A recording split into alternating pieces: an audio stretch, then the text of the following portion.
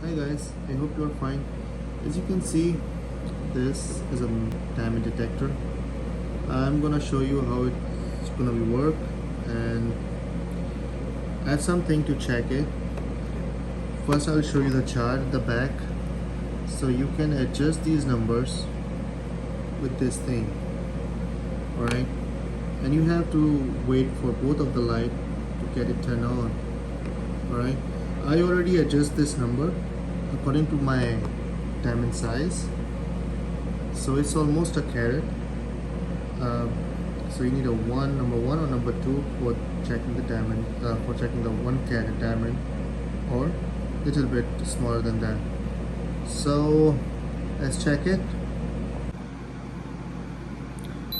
All right, it's a real diamond.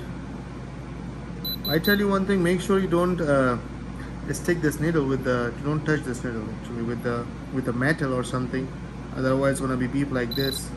See, if you heard the sound, yeah, that's a sound, that's a fake sound. But if you touch with the diamond, it's gonna be like this. So it's authentic.